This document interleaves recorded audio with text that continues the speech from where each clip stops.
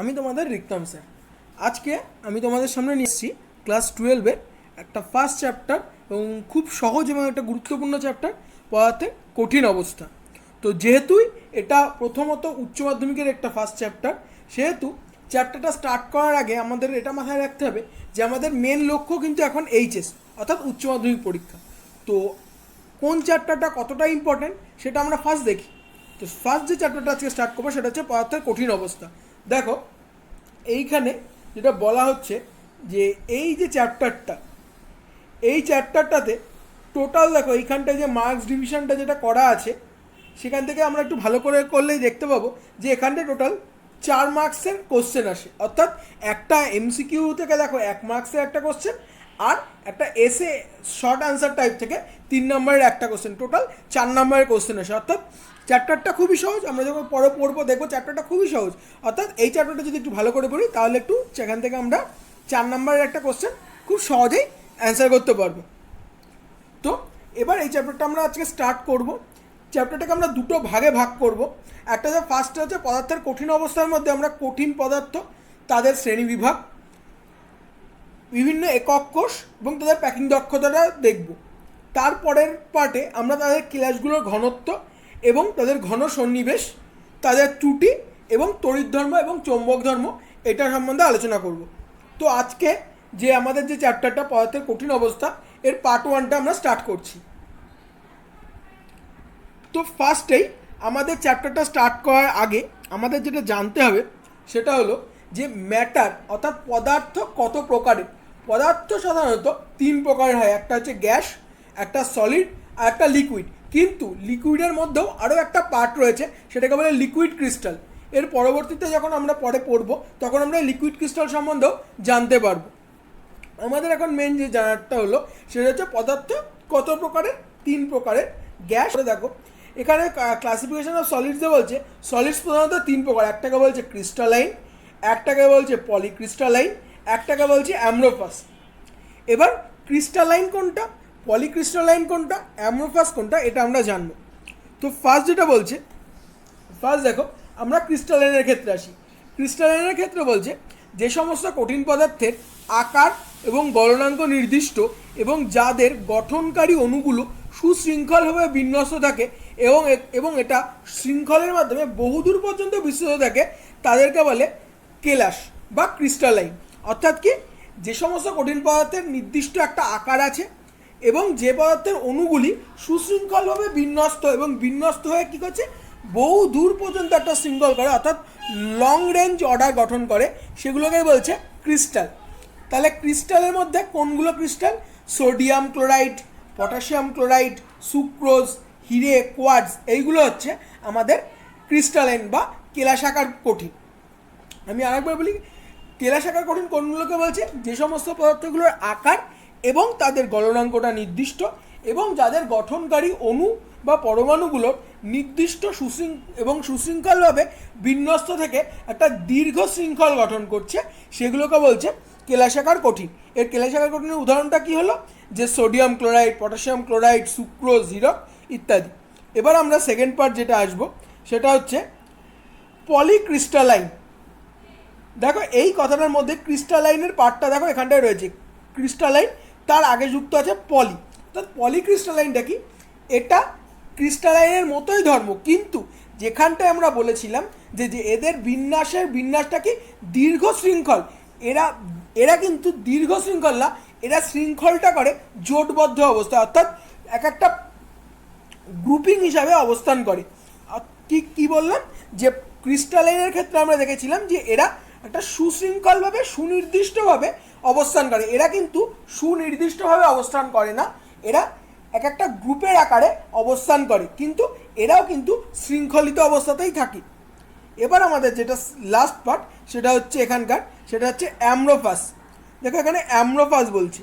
অ্যামরোফাস কথাটা এসছে গ্রিক শব্দ অ্যামরোফাস, কথাটার অর্থ হচ্ছে আকারবিহীন। অর্থাৎ আকারবিহীন যে সমস্ত কঠিন পদার্থ সেগুলোকেই বলছে অনিয়তিকা কঠিন। তাহলে অনিয়তিকা কঠিনের সংজ্ঞাটা কী হবে? যে সমস্ত কঠিন পদার্থের আকার এবং গলনাঙ্ক নির্দিষ্ট নয় এবং গঠনকারী অণু বা পরমাণুগুলি সুনির্দিষ্টভাবে বিন্যস্ত নয় এবং সেগুলি স্বল্প দূর পর্যন্ত বিস্তৃত, অর্থাৎ দীর্ঘ শৃঙ্খল না, এটা স্বল্প শৃঙ্খল অর্থাৎ শর্ট রেঞ্জ পর্যন্ত বিস্তৃত, সেগুলোকেই বলছে অ্যামরাফাস বা নন ক্রিস্টালাইন সলিড। এবার এরপরে আমরা যেটা আসবো সেটা হচ্ছে সলিডের মধ্যে কেলাস, কেলাস জালক এবং একক কোষ কি বলছে। বলছে দেখো ফার্স্ট আমরা যেটা বলবো কেলাস কাকে বলে। দেখো কেলাসের মধ্যে আসছে সুনির্দিষ্ট জ্যামিতিক আকার বিশিষ্ট নির্দিষ্ট সংখ্যক সমতল পৃষ্ঠ দ্বারা সীমাবদ্ধ সমসত্ব কঠিন পদার্থ যার সর্বাংশে গঠনকারী কণাগুলি অণু পরমাণু আয়ন সুষমভাবে অবস্থান করে তাদের বলে ক্রিস্টালিন। অর্থাৎ দেখো আমরা নিচের যে পার্টটা, নিচে যে ছবিটা দেওয়া আছে সেটার ক্ষেত্রে যদি আমরা ভালো করে দেখি, দেখো এখানে প্রত্যেকটা কোণায় একটা করে পরমাণু রয়েছে যেটা নিজস্ব অবস্থানে কিন্তু আবদ্ধ। দেখো এখানে যেটা বলছে যে এখানে হচ্ছে কার্বন পরমাণু অর্থাৎ সিও পরমাণু দিয়ে এখানে গঠন দেখানো হয়েছে। এটা ভালো করে দেখো এখানে সিও অর্থাৎ CO2 পরমাণুর এখানে গঠন এখানে দেখানো হয়েছে। এখানে কী বলছে, এইটা হচ্ছে কার্বন পরমাণু হচ্ছে মাঝের লালটা, আর নীলটা হচ্ছে অক্সিজেন পরমাণু। দেখো এখানে যে গঠনগুলো রয়েছে সেই গঠনগুলো একটা নির্দিষ্ট পৃষ্ঠতলের মধ্যে কিন্তু অবস্থান রয়েছে, পৃষ্ঠতলে কিন্তু বাইরে নেই কেউ, সব পৃষ্ঠতলের মধ্যে রয়েছে। অর্থাৎ সুনির্দিষ্ট জ্যামিতিক আকার বিশিষ্ট এবং নির্দিষ্ট সংখ্যক সমতল পৃষ্ঠ দ্বারা সীমাবদ্ধ যে অংশ তাকেই বলছে কেলাস। এরপরে যেটা আসবো কেলাস জালক কাকে বলছে। বলছে কেলাসের মধ্যে গঠনকারী এককগুলি অবস্থানকে বিন্দু দ্বারা সূচিত করলে বিন্দুগুলির মধ্যে যে সুষম ও পর্যায়ক্রমিক ত্রিমাত্রিক বিন্যাস পাওয়া যায় তাদেরকে বলে কেলাস। এইখানটা একটু ভালো করে আমরা দেখলে বুঝতে পারবো যে এখানে যে মলিকিউল বা অ্যাটমগুলো রয়েছে এর মধ্যে কিন্তু ডিস্টেন্সগুলো এরকম নয়, এরা পরস্পর একে অপরের সাথে গায়ে গায়ে লেগে থাকে। কিন্তু যদি আমরা কি বলছি এখানটা যদি আমরা বিন্দু দিয়ে পরমাণুগুলোকে সূচিত করি তাহলে আমরা একটা কাল্পনিক ত্রিমাত্রিক গঠন পাবো, যেটাকে বলছে কেলাস জালক বা স্পেস ল্যাটিস। এবার আসলে একক কোষ। একক কোষটা কি বলছে, বলছে যে কেলাস জালকের যে ক্ষুদ্রতম মৌলিক অংশ বা বিন্যাস ত্রিমাত্রিক অঞ্চলকে সুষম হবে এবং পর্যায়ক্রমে পুনরাবৃত্ত করলে সমগ্র কেলাস জালকটি গঠন করে তাকে একক কোষ বলে। অর্থাৎ এই যে কেলাসটা আমরা দেখতে পাচ্ছি এই কেলাসের মধ্যে এমন একটা অংশ আছে যে অংশটা সব দিকেই একই রকম, অর্থাৎ যে অংশটা যে একটা অংশ সব অংশগুলোকে নোটিফাই করছে বা উপস্থাপন করছে, সেই রকম যে অংশটা সেটাকেই বলছে আমাদের একক কোষ। অর্থাৎ দেখো আমরা যদি এই ছবিটাকেই ভালো করে দেখি তাহলে এটা আমরা দেখতে পাবো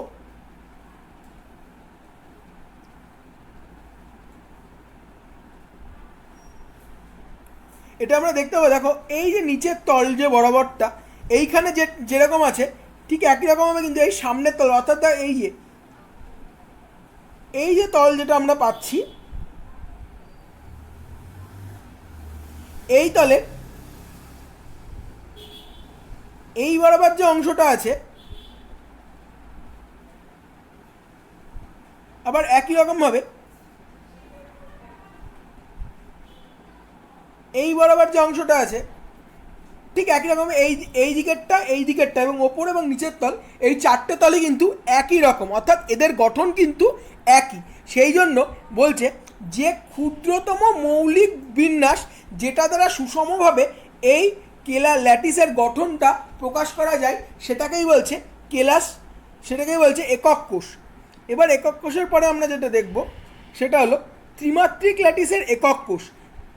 ত্রিমাত্রিক ল্যাটিস আমরা জানি কি দ্বিমাত্রিক মানে এক্স আর ওয়াই, আমরা এক্স আর ওয়াই, এখানে ত্রিমাত্রিক, এখানে এক্স ওয়াই জেড তিনটে অ্যাক্সিস বরাবর আমাদের একক কোষটা নির্ণয় করতে হবে। ঠিক একই রকম আগে আমরা যেরকম একক কোষ দেখেছি যে একটা অংশ সমস্ত অংশকে ডিনোট করছে সেটাকেই আমরা বলি একক কোষ। তাহলে এখানে 3 ডাইমেনশনালিভাবে আমরা দেখব যে কোনটা কোনভাবে একক কোষকে ডিনোট করছে। দেখো এখানটায় 3-4 রকমের একক কোষ হয়, একটা দেখো এ, একটা বি, একটা আয়তক্ষেত্র, এ দেখো সিটা দেখো আয়তক্ষেত্রের মতো, এ পার্টটা হচ্ছে বর্গক্ষেত্রের মতো, ডি এরটাও একই রকমের কিন্তু এটা 3টা পরমাণুকে কেন্দ্র করে, আর এটা একটু অ্যাঙ্গেল হিসাবে, এবং এই অ্যাঙ্গেল হিসাবেই 3টে মান এক্স অ্যাক্সিস ওয়াই অ্যাক্সিস বরাবর আলফা বিটা এবং গামা 3টে মানের নির্ণয় হয়। এবার আমাদের যেটা পড়তে হবে যে একক কোষ কত প্রকারের। একক কোষ প্রধানত 4 প্রকারের। একটা বলছে সিম্পল একক কোষ বা সরল একক কোষ, 2 নম্বর বলছে পৃষ্ঠকেন্দ্রিক একক কোষ, 3 নম্বর বলছে দেহকেন্দ্রিক একক কোষ, আর 4 নম্বর বলছে প্রান্তকেন্দ্রিক একক কোষ। দেখো তোমাদের পাশে এখানে দেখো 4টে একক কোষেরই গঠন দেখানো হয়েছে, কিন্তু তো আমাদের এটা মনে রাখতে হবে যে আমাদের পরীক্ষায় প্রথমটা, দ্বিতীয়টা এবং তৃতীয়টা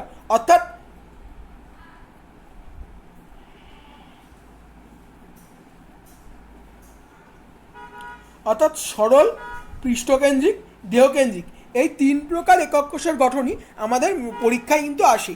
এই যে আমরা যেটা বললাম প্রান্তকেন্দ্রিক, এটার কিন্তু কোনো এখান থেকে কোনো ব্যাখ্যা বা এখান থেকে কিছু সেরকম আসে না, কিন্তু আমাদের এর কিন্তু গঠনটা অবশ্যই মনে রাখতে হবে, গঠনটা আমাদের দিতে পারে। বা আমাদের যখন একক কোষে ল্যাটিস সংখ্যা বা কণার সংখ্যা নির্ণয় করতে হয় সেক্ষেত্রে কিন্তু এটা দিতে পারে। কিন্তু আমাদের যে মোস্ট ইম্পর্টেন্ট মাধ্যমিক উচ্চ মাধ্যমিকের ক্ষেত্রে সেটা হলো এই তিনটে হচ্ছে আমাদের মোস্ট ইম্পর্টেন্ট অংশ, অর্থাৎ সরল একক কোষ, পৃষ্ঠকেন্দ্রিক একক কোষ এবং দেহকেন্দ্রিক একক কোষ। এবং আমাদের যে এই চ্যাপ্টার থেকে কিছু কিছু গাণিতিক কোশ্চেন আসে যেগুলো মেনলি এই 3টে একক কোষের ওপরে ভিত্তি করে গড়ে ওঠে এবং দেওয়া হয়। তাহলে ফার্স্ট যেটা দেখবো সরল একক কোষ। বলছে যে একক কোষের কেবল কৌণিক বিন্দুগুলি গঠনকারী কণা অবস্থান করে তাদেরকে বলছে সরল একক কোষ। দেখো আমরা যে ফার্স্ট যে স্ট্রাকচারটা দেখানো হয়েছে সেখানে দেখো 4টে কোণা, প্রত্যেকটা কোণাতেই একটা করে বিন্দু মলিকিউল রয়েছে বা কণা রয়েছে, অর্থাৎ কি এর প্রত্যেকটা কোণায় একটা করে রয়েছে।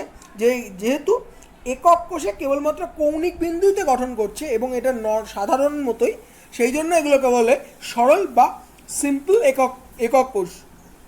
এরপরে যেটা আসবো পৃষ্ঠকেন্দ্রিক বা ফেস সেন্টার্ড একক কোষ। ফেস সেন্টার্ড অর্থাৎ ফেস আমাদের যেরকম, তাহলে কি এটাকে আমরা যদি দেখি যে আমাদের যে সরল একক কোষ সেটাকে যদি আমরা ভালো করে পর্যবেক্ষণ করে দেখি তাহলে দেখবো যে এটা একটা লুডুর ছক্কার মতো। তাহলে কি লুডুর ছক্কার কটা দল থাকে? দেখো সামনে এবং পিছনে দুটো, দুপাশে দুটো, 4টে, ওপরে নিচে 6টা, অর্থাৎ 6টা তল থাকে। তাহলে তাহলে তার পৃষ্ঠ বা ফেসটাও তো 6টাই থাকবে একটা লুডুর। ঠিক এটাও যদি পরেরটাকে লুডুর ছক্কা দেখি তাহলে কি 6টা তল আছে, পৃষ্ঠকেন্দ্রিক অর্থাৎ 6টা পৃষ্ঠের মাঝখান বরাবর একটা করে গঠনকারী কণা রয়েছে, সেগুলোকেই বলছে পৃষ্ঠকেন্দ্রিক। অর্থাৎ যে একক কোষগুলোর পৃষ্ঠের মধ্যবর্তী বিন্দুতে একটি করে পৃষ্ঠতল কেন্দ্রে একটি গঠনকারী কণা উপস্থিত সেগুলোকে বলছে পৃষ্ঠকেন্দ্রিক একক কোষ। এবার আসবে দেহকেন্দ্রিক একক কোষ। অর্থাৎ দেখো টোটাল যে সিস্টেমটা তার মাঝখানে যেটা সেটাকে বলছে দেহকেন্দ্রিক অর্থাৎ বডি সেন্টার, অর্থাৎ একদম মাঝখানে। অর্থাৎ টোটাল সিস্টেমটাকে আমরা যদি একটা বডি ধরি, পার্টিকেলস বডি, তাহলে পার্টিকেলস বডির একদম মাঝখানে যে বিন্দু সেটাকে বলছে বডি সেন্টার, এবং সেইখানে যে একক কোষটা গঠিত হচ্ছে সেটাকে বলছে দেহকেন্দ্রিক একক কোষ। এবার হলো প্রান্তকেন্দ্রিক, অর্থাৎ লুডুর ছক্কার প্রান্ত কি ওপরের প্রান্ত নিচের প্রান্ত, তাহলে ওপরের প্রান্ত আর নিচের প্রান্তের মাঝ বরাবর যে কেন্দ্রে গঠনকারী কণা অবস্থান করে তাহলে যে গঠনটা তৈরি হবে সেটাকেই বলছে প্রান্তকেন্দ্রিক একক কোষ। দেখো আমরা লাস্টে যেটা পাচ্ছি সেটা হচ্ছে আমাদের প্রান্তকেন্দ্রিক একক কোষের গঠন।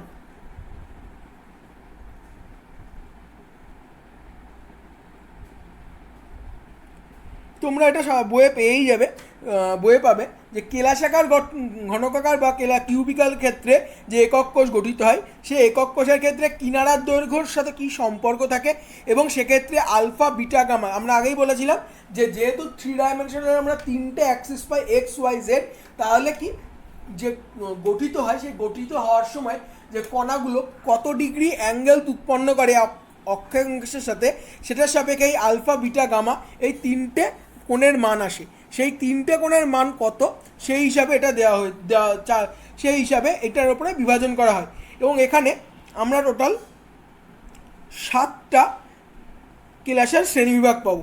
এই 7টা ক্লাসের শ্রেণীবিভাগের মধ্যে আমাদের এখান থেকে সবচেয়ে মেন যে ইম্পর্টেন্ট সেটা হলো যে অন্তঃঅক্ষীয় কোণের সাথে ক্লাসের শ্রেণীবিভাগের সম্পর্ক, অর্থাৎ কোন ক্লাসের শ্রেণীবিভাগের সাথে কোন অন্তঃঅক্ষীয় কোণের সম্পর্ক সেটা আমাদের মনে রাখতে হবে এক্ষেত্রে।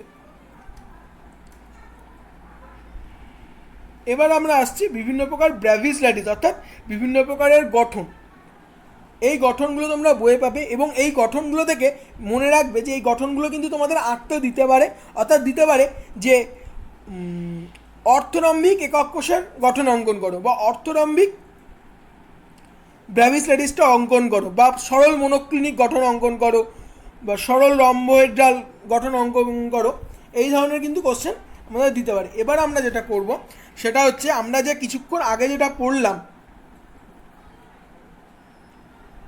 যে সিম্পল একক কোষ, পৃষ্ঠকেন্দ্রিক একক কোষ এবং দেহকেন্দ্রিক একক কোষ, এই তিন প্রকার যে একক কোষ আমরা পড়লাম, এই একক কোষের 3 ডাইমেনশনাল ভিউটা এবং তাদের বিভিন্ন ক্যারেক্টার সম্বন্ধে এখন আমরা কিছু জিনিস দেখব।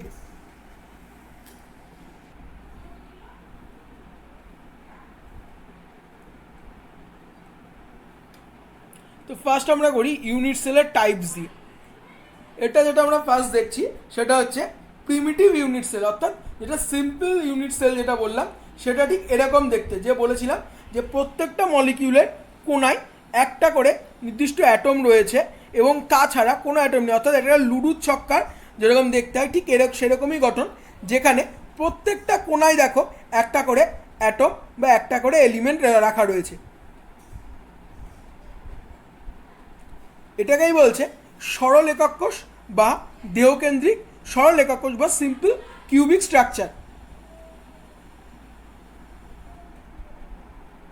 যেটা আমি তোমাদের ফার্স্টেই বললাম যে আমরা যে ইউনিট সেলগুলো দেখি সেটা কিন্তু যাই কী বললাম যে প্রত্যেকটার মধ্যে কিন্তু কোনো দূরত্ব নেই, প্রত্যেকটা মলিকিউল একে অপরের সাথে যুক্ত হয়ে অবস্থান করছে। দেখো এখানটায় ভালো করে দেখো যে 4টে মলিকিউল যেটা আমরা করেছিলাম, এই যে আগে দেখো 4টে মলিকিউলের মধ্যে এখানে কিন্তু একটা ডিস্টেন্স বোঝা যাচ্ছিলো, কিন্তু এটা অরিজিনালি কিন্তু কোনো এর মধ্যে কোনো ডিস্টেন্স থাকে না। এই মলিকিউলগুলো ঠিক এইরকমভাবে অবস্থান করে, অর্থাৎ একটা বলকে আর একটা বলের উপরে রাখলে যেরকম গঠন তৈরি হবে ঠিক সেরকমই গঠন কিন্তু এক্ষেত্রে তৈরি হয়।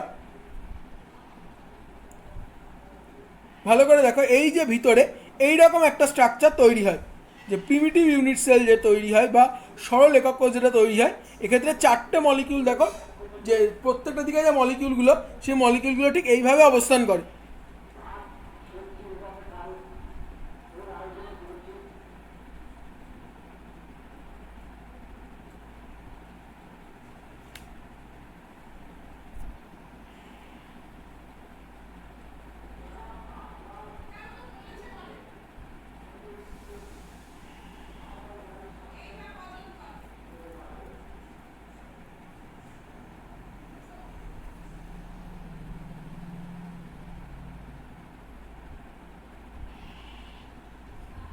এবার আমরা যেটা করবো সেটা হচ্ছে বডি সেন্টার। তো বডি সেন্টারটা কী বলেছিলাম, টোটাল যে বডিটা সেই বডিটার মিডিল পোর্শানে, এখানটাতে একদম মিডিল পোর্শান যেটা আছে সেই মিডিল পোর্শানে এই যে মিডিল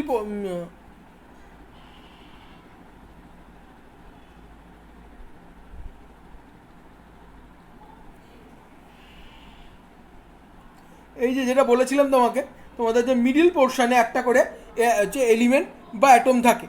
দেখো এখানটা ভালো করে দেখো যে এই মিডিল পোর্শান যেটা একদম বলেছিলাম যে এই যে একদম মিডিল পোর্শান বরাবর এইখানটায় এই অ্যাটম বা এলিমেন্টটা অবস্থান করে। এছাড়া কিন্তু কোনো ফেসেই কোনো আলাদা অ্যাটম থাকে না। এইগুলোকেই বলছে body centre cubic structure. Body centre cubic স্ট্রাকচারের ক্ষেত্রে আমরা যদি দেখি অ্যাটমগুলো অরিজিনালি এইভাবে অবস্থান করে, অর্থাৎ নিচে 4টে অ্যাটম, তার ঠিক মাঝখানে একটা অ্যাটম, তার উপরে ঠিক আবার একটা অ্যাটম, এইভাবে এই অ্যাটমগুলো অবস্থান করে।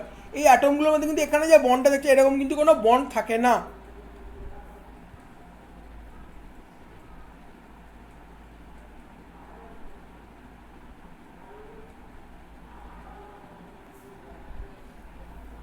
এরপরে যেটা দেখবো আমরা বডি সেন্ট্রিক কিউবিক স্ট্রাকচারের ঠিক একই রকমভাবে দেখবো যে এটা কীরকমভাবে বাসন করে। দেখো দেখো দেখো মিডিল পোর্শনে যেটা থাকে সেই অ্যাটমটাকে ঘিরে চারি সাইডে 4টে ও প্রত্যেকটা ফেজে 4টে করে অ্যাটম এর অবস্থান করে, অর্থাৎ 4টে কোনায় 4টে করে অ্যাটম এর অবস্থান করে।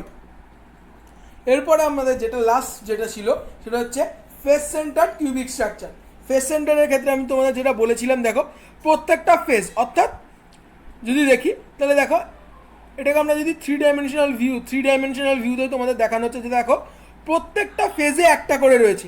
এমন নয় যে একটা ফেজে একটা রয়েছে অন্য ফেজে অন্য দেখানো হচ্ছে, তা নয়, প্রত্যেকটা ফেজেই কিন্তু একটা করে অ্যাটম এখানে রাখা আছে। দেখো নিচের ফেজে একটা আছে, এই সামনের ফেজে একটা আছে, ওপরের ফেজে একটা আছে, এই সাইডে একটা আছে, আবার এই সাইডে একটা আছে। অর্থাৎ এর যে 6টা ফেজ ছটা ফেজে ছটা অ্যাটম অবস্থান করছে। এবং তাছাড়া কি এদের কর্নার সেন্টার যেরকম ছিল কর্নার সেন্টারও একই আছে। দেখো সিস্টেমটা ঠিক এই রকম দেখতে হচ্ছে।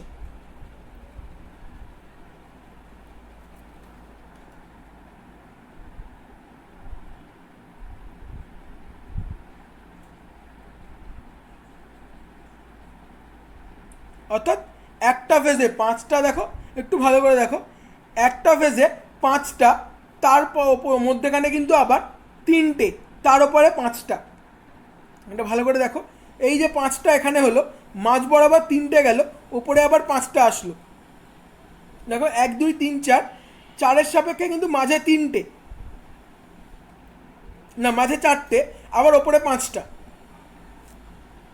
এরপরে আমরা যেটা দেখি এখানে ভালো করে দেখো, এই যে 1 2 3 4, এই যে সিস্টেমটা দেখো, এখানে অর্ধেক করে দেখো 1 2 3 4টা করে আছে। এই দিক বরাবর দেখলে চারটে, এবং প্রত্যেকটা কোণার যে সেন্টার এলিমেন্ট সেগুলো কিন্তু একই রকমভাবে অবস্থান করছে।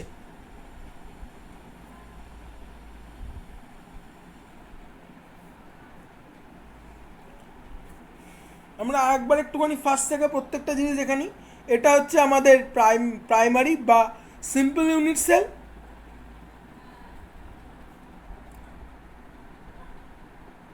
এটা হচ্ছে সিম্পল ইউনিট সেলের প্যাকড স্ট্রাকচার, অর্থাৎ অরিজিনাল যে স্ট্রাকচারটা আমরা দেখতে পাই এটা হচ্ছে সেই স্ট্রাকচারটা। এরপরে হচ্ছে এটা হচ্ছে ইউনিট সেলের প্রিমিটিভ স্ট্রাকচার। এরপরে আমরা আসলাম কি বডি সেন্টারের স্ট্রাকচার। বডি সেন্টার স্ট্রাকচারটা কীরকম অরিজিনালি সেটা আমরা এখানটায় দেখলাম। এরপরে এর কিউমুলেটিভ স্ট্রাকচার, অর্থাৎ এরকম স্ট্রাকচারটা। তারপরে আসলো আমার ফেস সেন্টার স্ট্রাকচার, যেখানে প্রত্যেকটা ফেজে একটা করে রয়েছে, এবং তাদের কম্প্যাক্ট স্ট্রাকচারটা দেখলাম, যেখানে একটা পাঁচটা চারটে পাঁচটা করে অল্টারনেটে রয়েছে। এরপরে আমরা যেটা দেখব সেটা হচ্ছে তার যেই প্রিমিটিভ স্ট্রাকচার সেটা দেখলাম, যেখানে প্রত্যেকটা ফেজ বরাবর কি রয়েছে, প্রত্যেকটা ফেজ বরাবর যদি দেখি, দেখো এখানটায় একটা এলিমেন্ট, একে ঘিরে চারটে এলিমেন্ট। ঠিক একই রকমভাবে এই ফেজটা দেখো, এখানে চারটে এলিমেন্ট, মাঝে কিন্তু একটা এলিমেন্ট, অর্থাৎ এই এলিমেন্টটাকে ঘিরে চারটে এলিমেন্ট কোঅর্ডিনেট করে রয়েছে।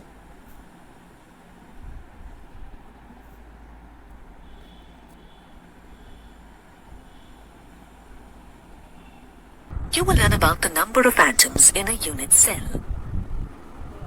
You already know that every crystal lattice is made of an infinite number of unit cells, and every lattice site is occupied by a constituent particle that may be an atom, an ion, or a molecule. Now let's examine what portion of each particle belongs to a particular unit cell. Consider 3 types of cubic unit cells. For the sake of simplicity, assume that the constituent particle is an atom. Let's start with a simple or primitive cubic lattice. A simple cubic lattice consists of 8 atoms at the 8 corners of a cube. In the open structure shown here, the distances between the atoms are greatly exaggerated. In reality, the atoms are packed much more closely together, as shown in the space-filling model here. The space-filling model shows that the atoms touch along the edges of the cell. By considering the portion of atoms inside the cell boundary, we can generate a unit cell of a simple cubic lattice.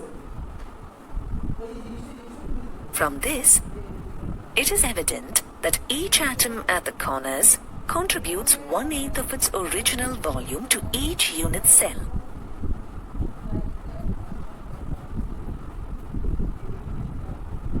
There are 8 atoms at the 8 corners.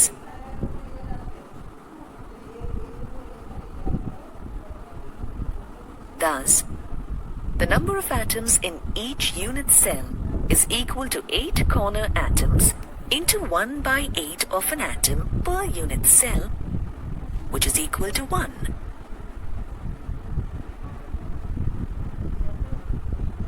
body-centered unit cell contains 8 corner atoms, just like in a simple cubic unit cell.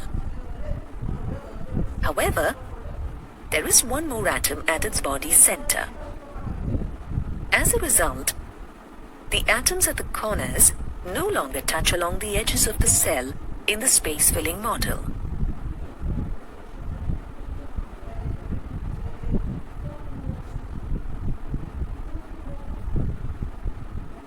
The unit cell of a body-centered cubic cell is shown here.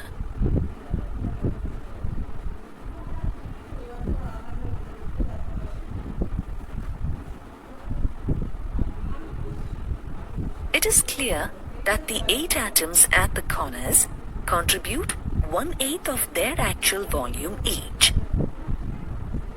In addition, one atom lies completely inside the cell.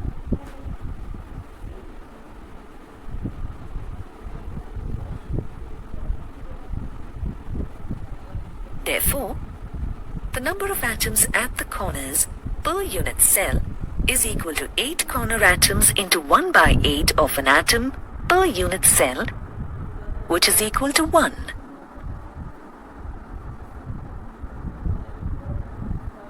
There is one atom at the center of the cube. Thus, the total number of atoms in a body-centered cubic unit cell is 2.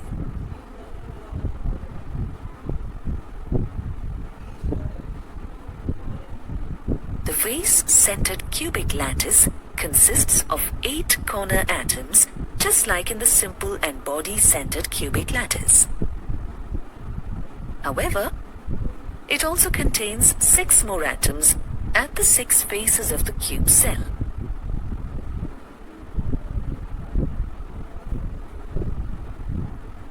The atoms touch along the diagonals, and each touches 4 corner atoms.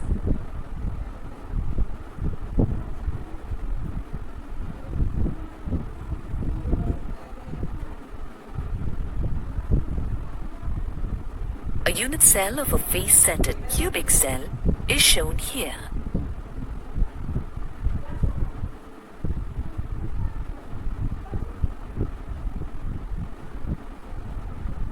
It is clear that the atoms at the corners contribute 1/8 of their original volume each.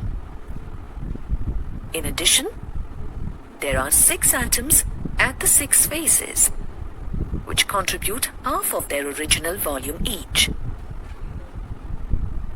The number of atoms at the corners per unit cell is equal to 8 corner atoms into 1/8 of an atom per unit cell, which is equal to 1.